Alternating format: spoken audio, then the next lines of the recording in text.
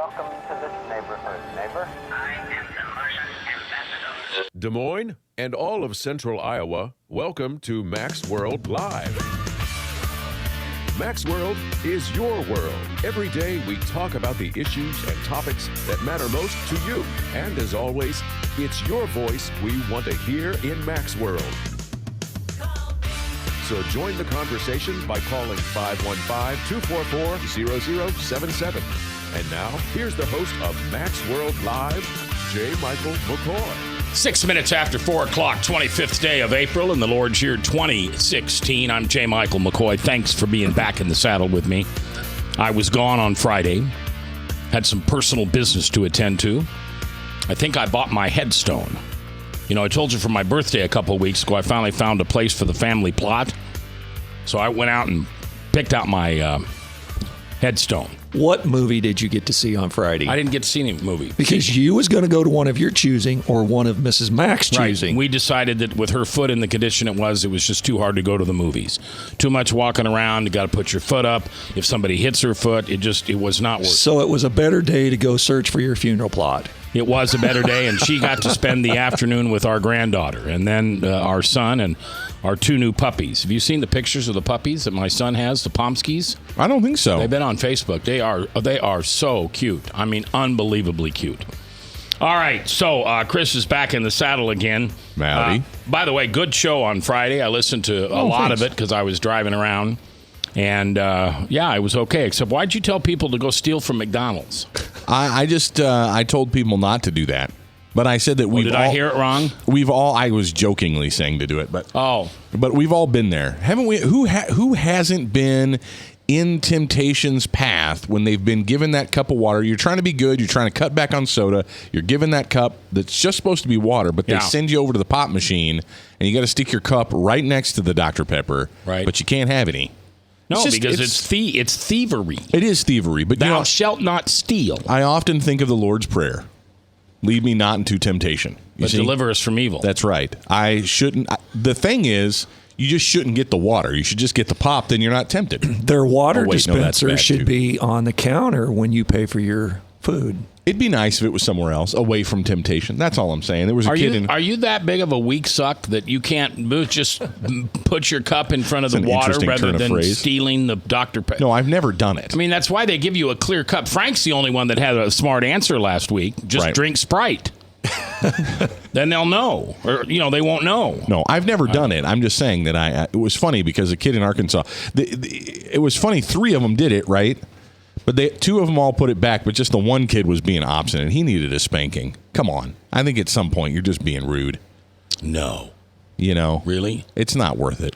All right. For some pop. All right. So let me give you a couple news stories here. Des Moines police responded to a call about a fight on Saturday that resulted in a pedestrian hit and run. This at Southeast 19th and Glenwood Circle. Cops said a fight broke out at Southeast 19th and Park, and 3 males allegedly left the fight and were then pursued by a gold Mazda sedan. 2 of the males were able to jump out of the car, but the third, a 15-year-old juvenile, was hit and sustained minor injuries. Calls came in around 3:30 p.m. about the incident. Reported the victim was bleeding from the nose and mouth. Cops said the suspects were coming back for round 2 when they pursued the victim after the fight. No suspects were in custody as of Saturday. So why is that interesting to anybody? Because if it bleeds, it leads? That's what I was going to say. That's about. I mean, I can't believe in Des Moines, Iowa. I mean, I know I just read it, so I'm guilty. I'm guilty. But I can't believe in Des Moines, Iowa, on Monday the 25th, back on Saturday the 23rd. Anyway, go ahead, Frank. Can I tell you why? Sure, Frank. That's exactly what I needed. I needed a divine answer from Father Frank. I'm going to lay some wisdom on you. It's newspaper envy. We're trying to compete with the big metropolitan type cities such as New York and Chicago and L.A., and we so envy those cities in this podunk town of Des Moines, Iowa, that we make stories like that news. Well, I don't think Des Moines podunk. I think it's a great city. It's podunk, and I've lived here all my life. You think it's podunk? Yes. Have you been downtown lately? What did the governor of Minnesota say about us a couple of years ago? That we roll up our sidewalks around here at 9 o'clock. Well, maybe that makes us smart. Nothing good happens after midnight. That's true. But a city that is ever going to be a city in the big time is a city that never sleeps. Oh, now you got me Frank Sinatra in my head. He sang that song, A City That's New York. New York. Never mind, Chris. Frank Sinatra. I'm not sure. All right. I'm joking. I have some. Is that Bieber's dad? Is that Justin Bieber's dad? No, but did you know that Frank Sinatra Jr. died last week at age 72? Frank Sinatra Jr. died at age 72. Was 72? Yep, died. What? Yep. Is Nancy Sinatra still living? I think so. I was just thinking the same thing, because you remember her big song, right? Those boots are made for walking. It's what we're gonna do. One of these days, these boots are gonna walk all over you. Yeah, I know that one. Can we get down to some real news now? Yes, please. We're running out of peanuts, in the peanut jar. Bob. Yeah, okay.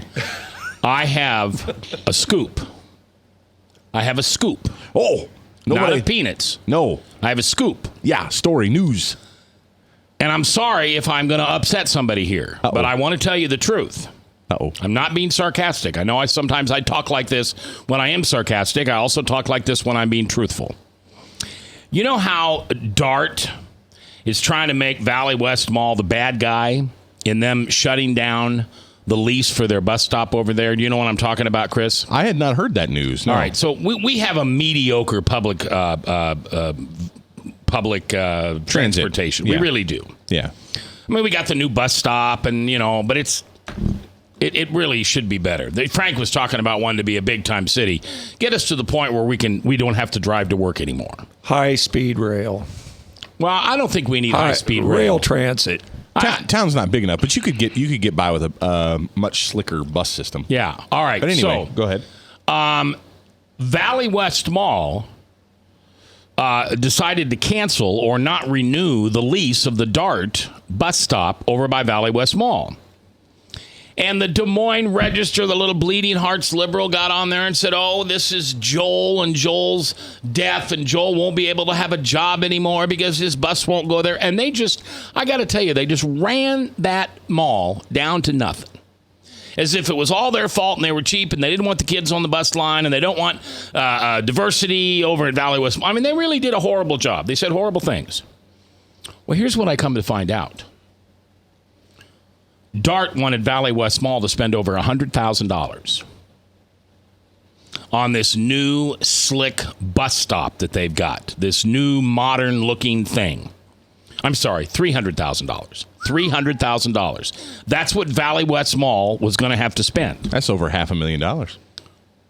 That's over $250,000. I'm sorry, I don't know how to do math good. Over $250,000. So somebody inside the system, pay attention here. This is a big scoop. Nobody's heard this yet.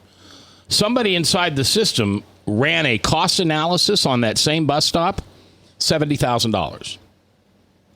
What? $70,000 for somebody to build it. But if DART builds it, it's $300,000. And the DART says they have to build the bus stop. And guess who has to pay for it? The mall. The mall. So Valley West Mall did not kick out or say they don't want the bus there at all. DART, in really what is a sad public relations campaign, because now they got the newspaper all stirred up and look at this poor little blind boy that won't be able to go to work, and the diversity that is affecting Valley West Mall, and they just don't want the African American youth there and all this stuff. No, it's DART. So just want you to know that. And I'll stand by that. I mean, it's on the radio, it's live, it's recorded, but I'll guarantee you that's true. Let me give you another nefarious angle to this story. Nefarious? Nefarious. Devious. I get it. I know what nefarious is. Do you think Jordan Creek has any interest in this story? Because Jordan Creek, for all intents and purposes, has put Southridge Mall out of business. I don't imagine they do Merle Hay too much good. Are they trying to be the monopoly of malls in the Des Moines area? No, I don't think that. I don't think that because if DART cannot stop at Merle Hay Mall or Valley West Mall, that's a bad thing for DART. Yeah. That's not really that bad a thing for, maybe the mall will lose 40 What if shoppers. What if Jordan Creek is compensating DART? I understand that you've got your tinfoil hat I was on. going to say that's a pretty big tinfoil hat. But it's not. But I got to give Frank some kudos. It's not an unthinkable one. I'm thinking out of the box here. In competition, let's say I was in charge of Jordan Creek Mall and I had to spend $300,000 to get this brand new spiffy bus stop, and in return, DART didn't go to Valley West Mall anymore. I'm spending the $300,000 because you got to remember, to a mall that's $300. My question here is, why is this an all or nothing thing? I mean, if the bus is stopping at Valley West Mall now, as it is, why the mandatory increase in the new stop? Well, they just wanted a new bus stop. DART's got this new look. They got the look. Have you been to the bus stop downtown? These new little bus stops kind of look like that. That open, airy feeling with the polished steel and the glass. Yes, in interest of disclosure, I rode that bus a couple of times to get to the station. I've been there. Oh, right. Thank you. So, this is a government entity pushing around a private entity saying, if you want us to stop here, and by the way, if you don't want all this bad publicity we just gave you, we need you to pay our $300,000 bus stop. And somebody got smart and said, well, let's just see what this really cost. $70,000. $70,000. That's just sad. I mean, we know it goes on with government entities, but that's kind of obvious. All right, when we come back, the LGBT Youth Committee, the governor's conference going on today. How could we let this happen again? We'll talk about it.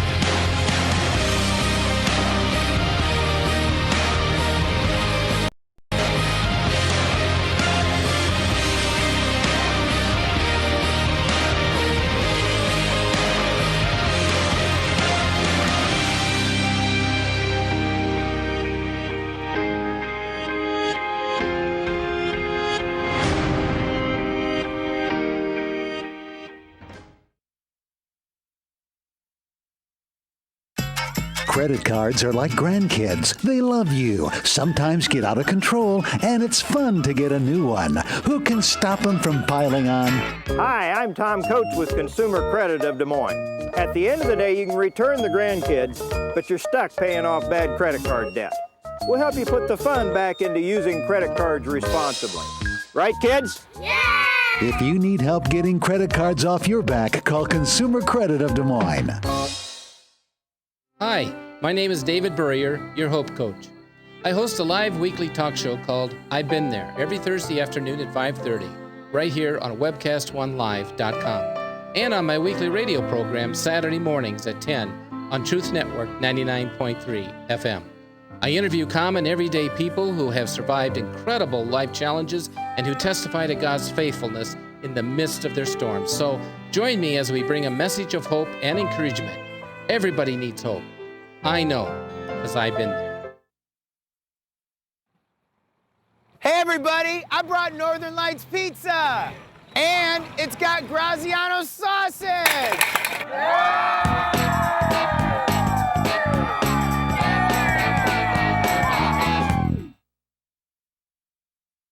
Rockton Prevention is celebrating 25 years of creating a caring community. We want to say thank you to the tens of thousands of Rock High School mentors that have carried our message of health, love, and encouragement to over 1.5 million children, teachers, and parents. Our mentors teach children methods and skills to prevent bullying and drug use. Thank you to all the school administrators, teachers, and counselors for their opportunity to serve you. Rock on, fair citizens, rock on!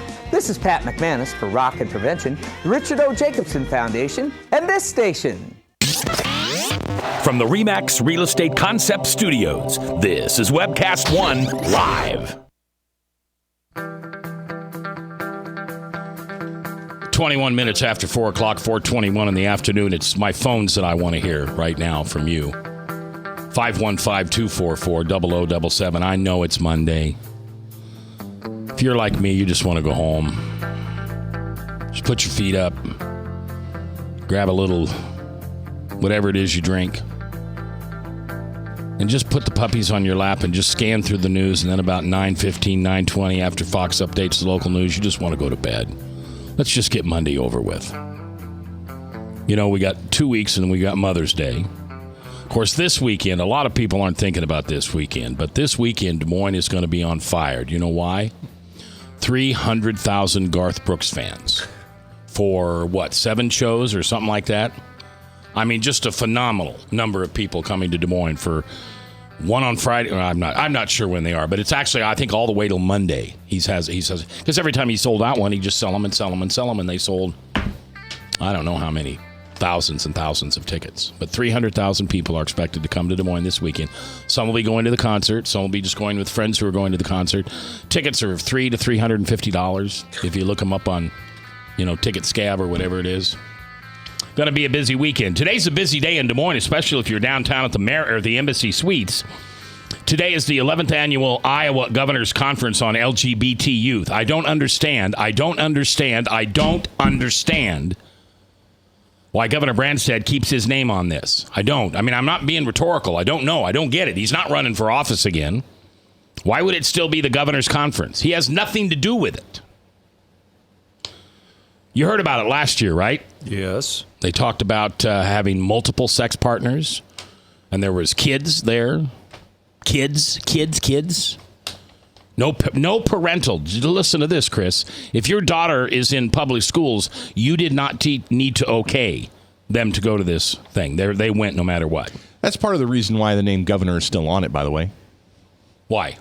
2 things. One, it's for the public good, right? It's got to be good. The governor's name's on it. 2, right? It's safe for the kids. If you go to a public school, this is where you go. It's the governor's conference on bullying. We don't want kids to be made fun of, and that's important. And so we send them to this. And he's keeping a straight face the whole time he's saying that. Hey, I'm not saying I am not condoning it. I'm saying that's why the name Governor is still on it. Because if this was just a conference on LGBT practices, nobody would go. Then there'd be an uproar. But this is an anti. Remember that, Mac. This is the way they spin it, is an anti-bullying conference. Yeah, I've got the press release. They say it's designed to address the issues facing young lesbian, gay, bisexual, transgender, and questioning Iowans. See, now it's LGBTQ. And you know what the Q stands for? Whatever the heck they want it to. Whatever they want it to. We're just questioning. Can we say the Q word on radio? Questioning? No, the one that gays sometimes referred to. Oh no, let's not. Okay. Let's not be. No. Well, I think that's it, isn't it? No, it's questions. Oh, yeah, okay. I've got it right. It's gay, lesbian, bisexual, transgender, and questioning. Among the topics to be discussed. Now, this is not may be discussed. This is to be discussed. Now, let's go back and remember. There are middle school and high school kids. Parents did not have to know about this. They did not have to sign a permission. And they will be taken to a place where topics are discussed such as anti-transgender bathrooms. Chris, do you hear that? It's anti-transgender bathrooms. So we're already saying that transgendered bathrooms are good, necessary. We need them. Religious exemption laws, conversion therapy, hate crime inclusion, bullying prevention, sexual health, and developing student groups. You may remember last year they demonstrated how to put a condom on a banana. They talked about, well, I don't even want to go through what they talk about because you've probably got kids in the car. It is, ladies and gentlemen, it's outrageous. Guys, let's all think about a movie, okay? Everybody with me here? Let's think about a movie in which the devil's in charge. Somebody name me a movie. I don't know of one, but there's got to be one where I don't watch those horrible sci-fi. The Devil's Advocate. Well, there's currently a television program called Lucifer, in which the devil is the main character. Okay. Mhm. So this is Lucifer putting this conference on for our kids. And we as parents can't do anything about it. Now, could we have opted our child out? Oh, I'm sure. No. Of course you can. Of course you can. Absolutely. If your child is in public middle school or high school and you're aware of this, now we have to understand, were you as a parent aware that it was going on today? Right. I didn't know it was going on today. Now, I understand my daughter's 7 and she's not in public schools. She's homeschooled, home educated. But if you knew that this conference was coming up, the government, they can't force you to go to these things. But then and if they try to force you to go to these things, just don't go. What's the worst they're going to do? You're going to be labeled as intolerant. That's okay. You're going to be labeled intolerant. You're going to be expelled from school. That's fine. You're going to get an unexcused absence. Sure. The other kids are going to laugh at you and pick on you. Your child won't be given a grade for the class. Sure. That's fine. Why is that scary? Why is any of that stuff scary? See, why?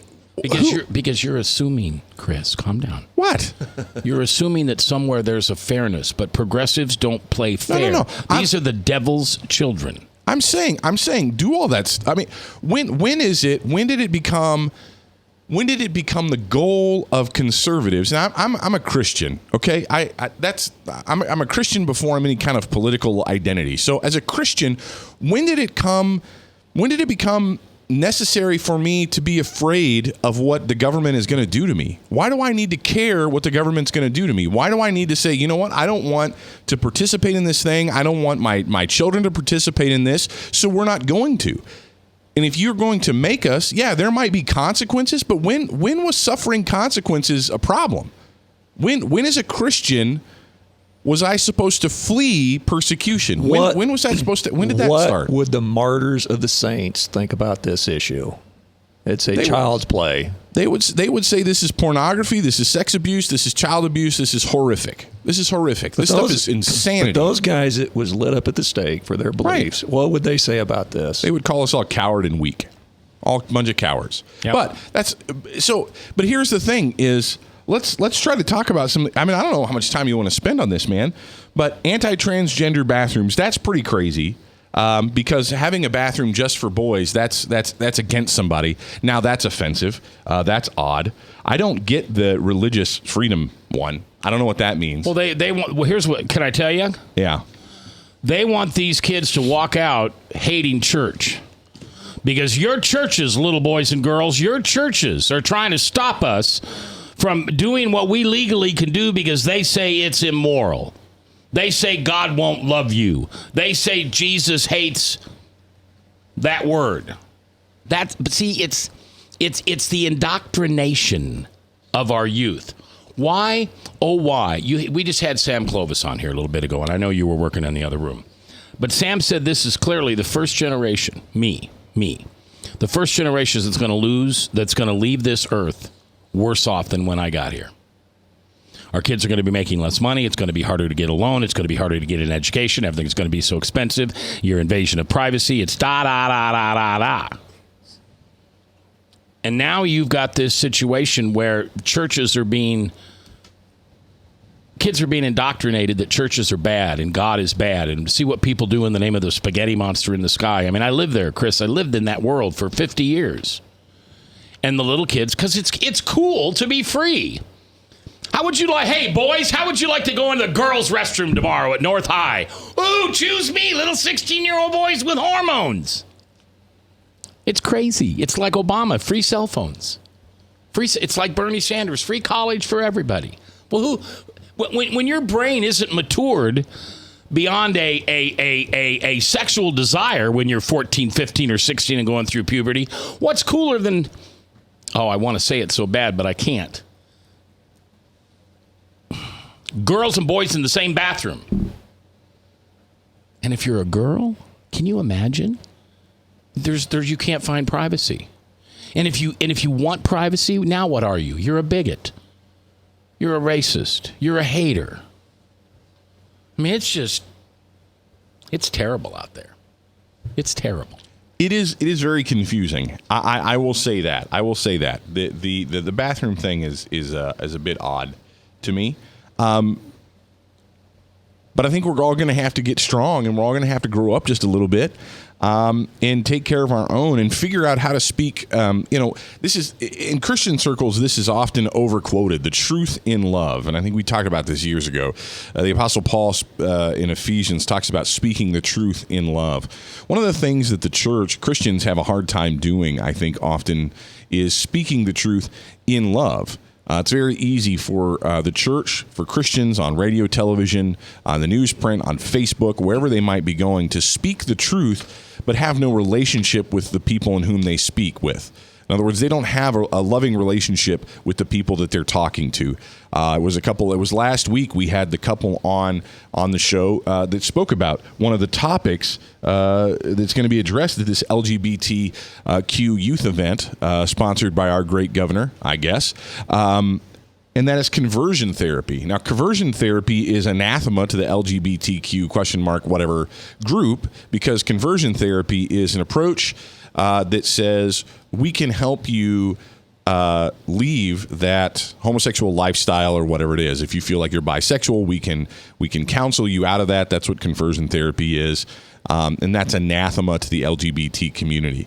And we had a couple on last week that at one time would have been for that, and because their daughter came home and announced that she was a lesbian to them, they have given up on that hope, and they have embraced their daughter as a lesbian, and they're trying to figure out how to deal with something that's very difficult.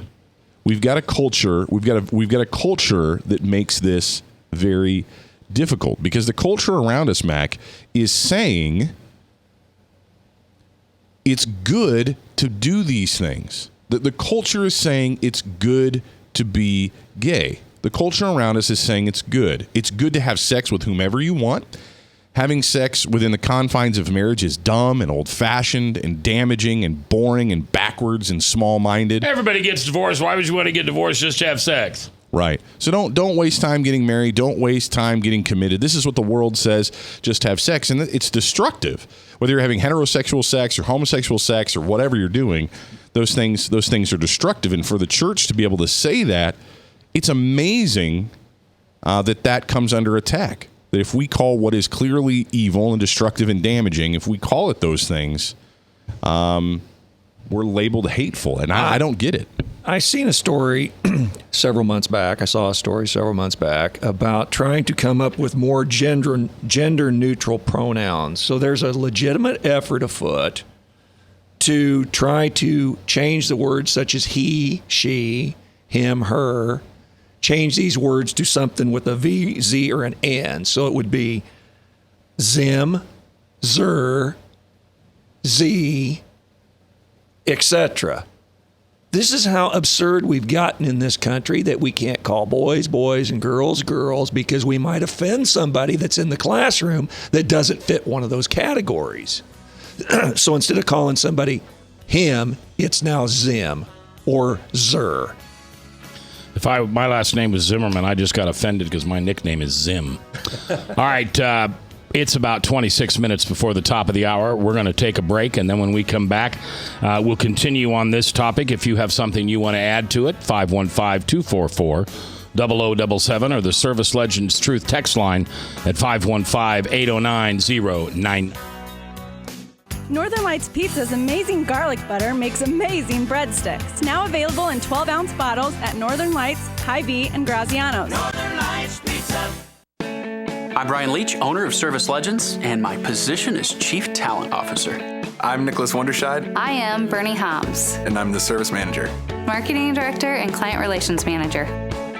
Everything that we do is about ensuring that we exceed your expectations. Our clients are important to us. 100% satisfaction. We're not just focused on heating and cooling. That's the easiest part of our job, actually, is fixing furnaces and air conditioners. Everyone that we come in touch with, we want to improve lives. Bottom line is, we've got our installation guarantees, 25% energy savings guarantee, comfort guarantee, temperature selection guarantee, property protection guarantee. 100% satisfaction guaranteed. Fixed rate or it's free. All of those guarantees are backed up with a 100% money-back guarantee to hold ourselves accountable to making sure that you get what you're after. Just fixing the problem today. If they have another problem 5 days down the road, it's still fixed right or it's free. We use what's called straightforward pricing. Our technicians are going to give you an exact to-the-penny price on what it's going to take before they move forward with any repair. That way you know what to expect. It's the same price every day. No surprises. If you get off work at 5 o'clock in the afternoon, you come home, you realize that, oh, my furnace is broken. Now you need to call somebody out that night. You shouldn't have to pay more for that. We're guaranteeing service 24/7. We run afternoons, evenings, nights, weekends. We're staffed to work that. Phone rings at 3 in the morning. You'll get one of our representatives answering the phone every time. We're not sending you out to Timbuktu in some call center. It's our Service Legend team members, our mission control team. I'll take a call anytime. And then they answer the phones the same way during the day as they do at night. It's a great day at your service company. How can we make you smile? That's the only way to provide true 24-hour service. When you're able to let somebody actually live in their home safely when they weren't able to do that before, where they don't have to stay up at night and worry about, is the heat going to come back on? Are we going to freeze the pipes? Is the baby in the room next door going to be sick because they got too cold? When you're able to help somebody overcome challenges like that, that's impacting a life. That makes a difference. I get goosebumps thinking about it. I love the team. I love the people that I work with. We have fun, but we work hard. I call them my ambassadors of legendary service. If you could just envision what that is, that's who we're sending to your home. They literally will call in, pick up the phone and call and say, hey, I want to talk to your manager. And I get on the phone, they're like, that technician that was at my house was the greatest technician ever. That's cool to me. We want to brighten people's days. Every person that we have going into the house has gone through an extensive background check. Drug testing, we have a very thorough interview process that 1 out of 140 people make it through. If we promise you something, that's what you're going to get, no matter what. We're here when you need us to protect the safety and comfort of your family. If you're not happy, we're going to make it right. If we're willing to put 100% money-back guarantee on what we do, what type of work do you think we do? Give us a call. We're there for you 24/7, 365 days a year. Enough said. 4:38, 22 minutes before the top of the hour. Top of the hour, Salem Radio Network News. And then Hank, the Bible Answer Man. At 1-888-ASK Hank. He's worldwide. He's live, and he's right here on The Truth, 99.3 FM. When we were off the air, Chris, you were telling me about a friend of yours or someone you ran into at a store that was listening to our program, yeah. The couple that had been married 50 years, the 35-year-old daughter who was married to a man and had a child, walked in one day and said, I'm gay.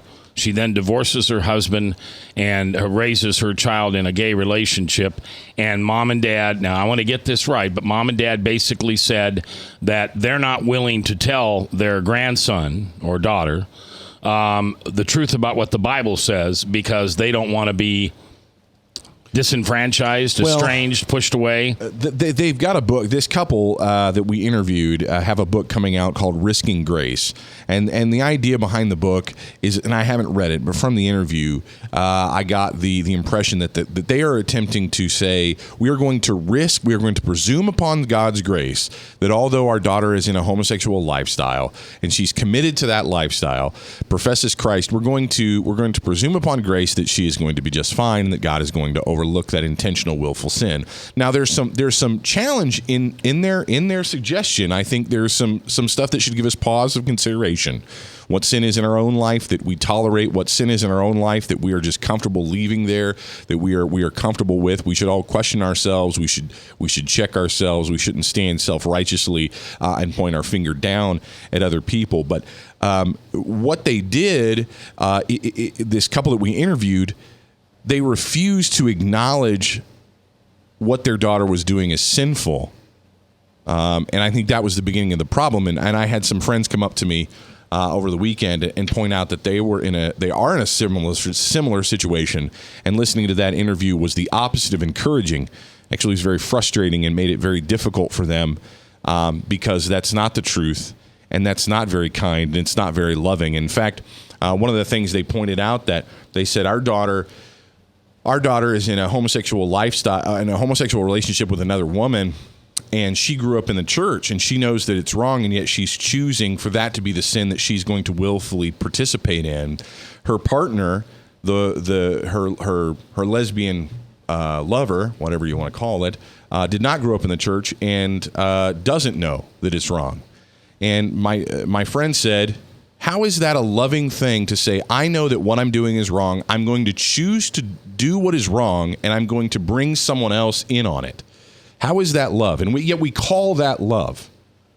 We call that love. How is that loving? If I'm going to do something that's damaging to myself and damaging to someone else, I'm going to call it love by bringing another person into it and damage both myself and them. How is that love? We call that love in the world today. I've used this analogy that if someone's drowning and I have a life preserver and I can't swim, but I stand on shore and I throw them that life preserver, I assume that's love, act of love.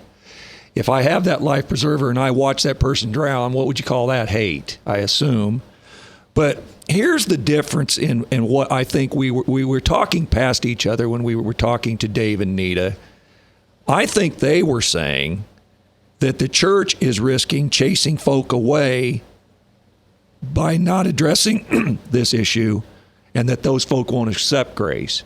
I think what we were saying back to them is that we think the parents are risking the grace of their daughter by not laying down truth for the daughter and the person they're involved with. So we were both talking about risking grace, but we were talking past each other. Well, I guess we don't. I mean, they were to be fair to Dave and Nina, they were very difficult to interview. I've interviewed many people in my show. They wouldn't answer the questions. They wouldn't clearly answer the questions. Yeah. We were asking very clear questions because we wanted to understand. So it was a desire to understand that we asked very clear and pointed questions that we wanted clear answers to. But here's the thing though, Frank, and this is a real issue. The church, the watching public looks at Christians, looks at someone like me who calls homosexuality a sin, and they've decided. I guarantee you, there's someone listening right now who probably isn't listening anymore. They've already decided that I'm a bigot. They decided that I hate homosexuals, that I am a hate monger, and that I hate people, and that I'm a bigot. But I ask. His name is Chris C.H.R. Oh, go ahead. No, that's fine. Whatever you want to do. You can find me online, I expect. But I'm not a hateful person. All I'm simply saying is there is sin in the world, and I too have sin in my life. We all have sin in our lives, and we must first. It's just like, Mac. It's publicly known, Mac. You're a recovering alcoholic, as they say. And I don't know how recovering it is, but I'm an alcoholic. And the first step in recovery is to admit that you have a problem. That's the one thing that we're not going to do in this conversation is we can't.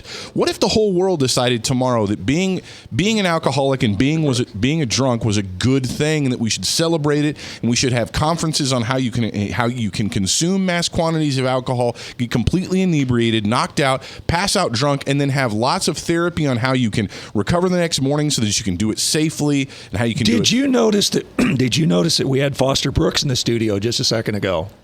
You don't know who Foster Brooks is, do you? No. Hi, Foster Brooks. How are you?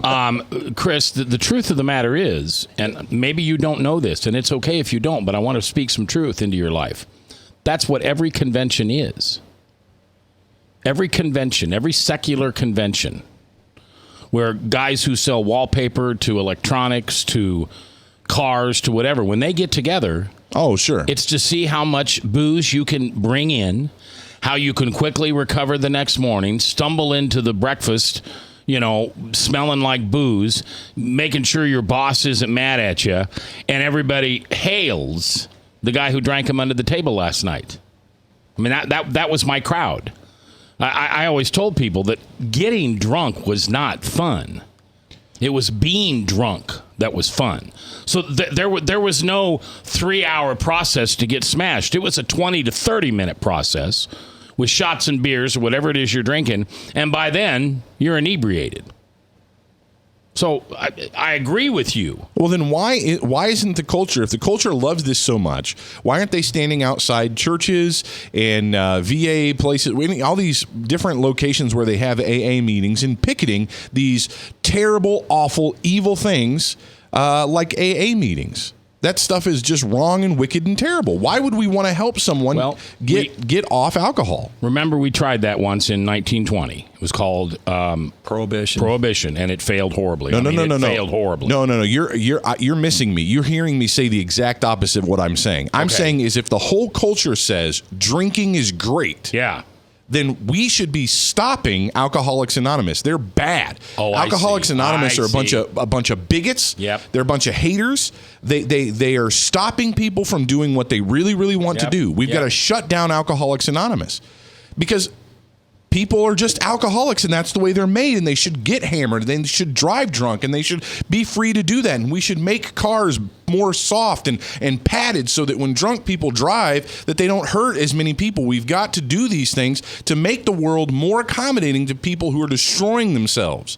Explain to me how that's any different. Everybody in this room believes in agape, unconditional love. God's love flows like a river, but every river has banks. And in Iowa, what happens when a river overflows its banks, it creates destruction. The banks to God's unconditional love is one bank is discipline, the other bank is truth. So while Dave and Nita very much love their child, their banks have been eroded, and their love is creating destruction in their child's life because they're not laying down truth. They're too old to lay down discipline. But they're not laid down the crucial bank of truth to let them know between right and wrong. And let me add to this conversation one thing. It's incredibly important as Christians, as we talk about the LGBT community, as we talk about drinking, as we talk about any of these things, to remember that there is no sin that any one of us commits that is greater than the sin of unbelief. It starts with unbelief. That is the greatest sin.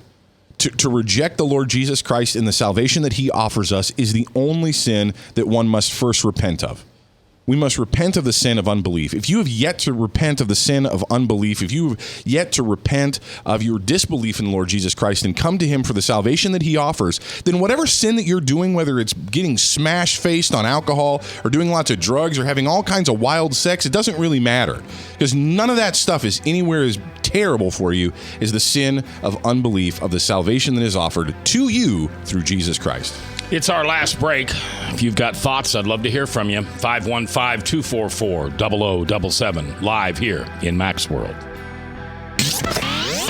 From the RE/MAX Real Estate Concept Studios, this is Webcast One Live. Credit cards are like grandkids. They love you, sometimes get out of control, and it's fun to get a new one. Who can stop them from piling on? Hi, I'm Tom Coach with Consumer Credit of Des Moines. At the end of the day, you can return the grandkids, but you're stuck paying off bad credit card debt. We'll help you put the fun back into using credit cards responsibly. Right, kids? Yeah!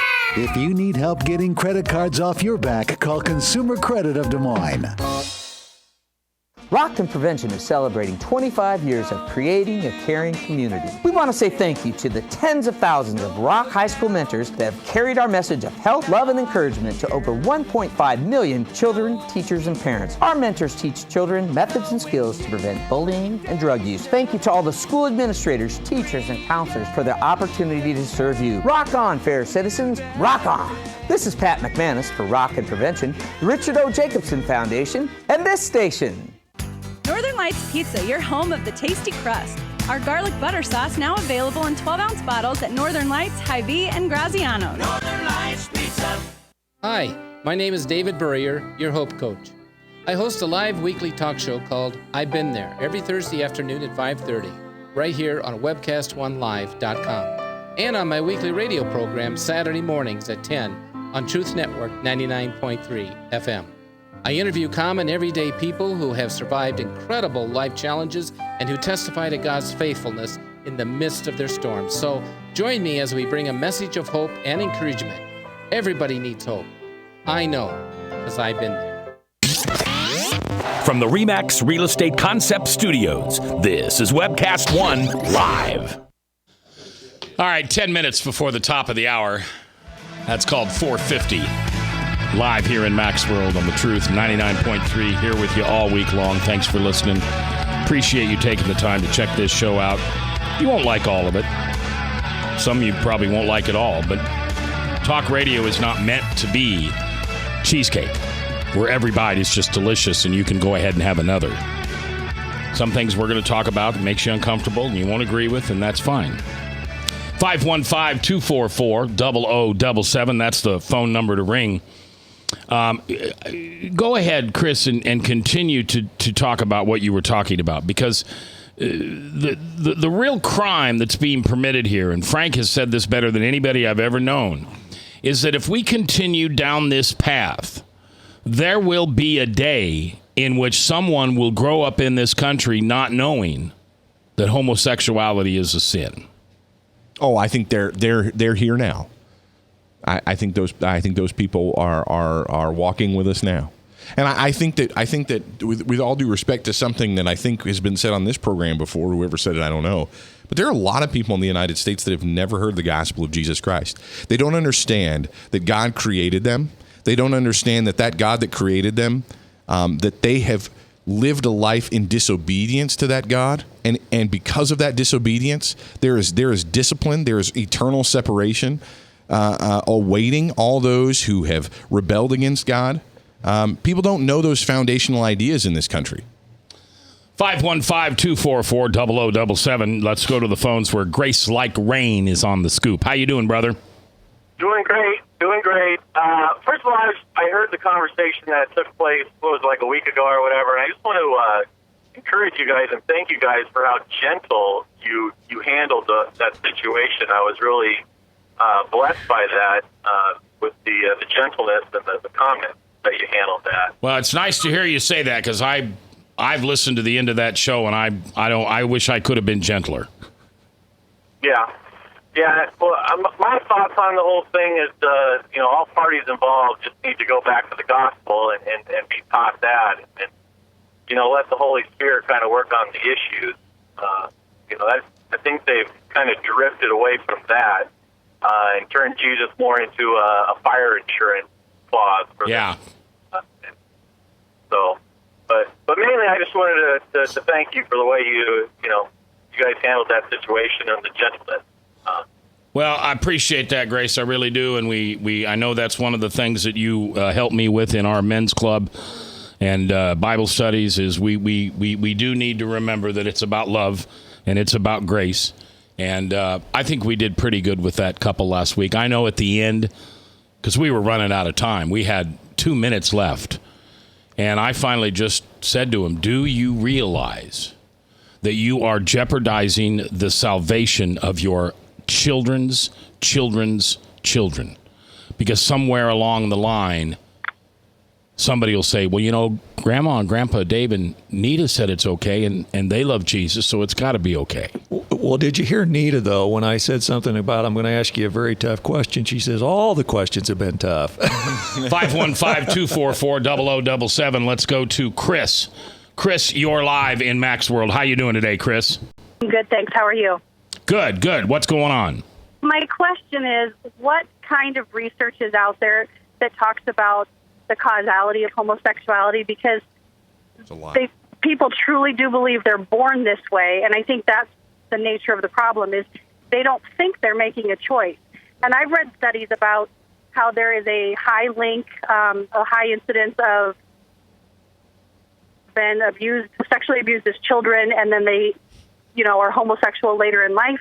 That I understand how that link can happen, but I'm just curious as to what other research is out there, because I don't think until we can disprove that they had no choice in the matter, I think we're stuck. Yeah. Well, go ahead, Mac. Well, Chris, and I appreciate your comment. Hang on, I just want to share one thing with you. So here's something that I learned from somebody. So one morning I wake up and I decide I want to fly. And I'm not sure if it's okay or not, and I don't even know if I can fly. But I'm going to go to my mom and dad and I'm going to say, Mom and Dad, I love you with everything I've got. Would you mind if I tried to fly? And Mom and Dad, with a tear in their eye, knowing their child could be hurt but wanting to support them no matter what, gives them a participation ribbon and says, go ahead, son, try to fly. Then he goes to his local church. Can I fly? One elder says, no, you weren't meant to fly. And another elder said, I've always wanted to fly. And so the church reluctantly say, okay, son, you can go out and fly. Then you go to the city, the state, and eventually the Supreme Court and say, can I fly if I want to fly? Sure, you can fly if you want to fly. So one bright Monday afternoon, I climbed to the top of the principal building, downtown 801 Grand, And I deciding I can fly, because nobody told me I couldn't, right? They said if I wanted to go fly, I got a permit from the city. I got a permit from the state. My church said, yeah, it's okay. Mom and Dad love me no matter what. So I leap off the building, and God takes over. And gravity wins. And I hit the cement like a smack. And there's nothing left of me but, well, you know. That's what's happened with the LGBT movement, Chris. Everybody's so afraid of standing up and preaching the gospel because they want to be inclusive. And as you said, they don't want to be told they're bigots or hate speech or those horrible things that horrible, soulless, godless people say to hurt other people. We back off, especially when it becomes our own. Right. And Chris, there's medical tests have been done over and over and over. There's no gay gene. It just doesn't exist. Why isn't that talked about more?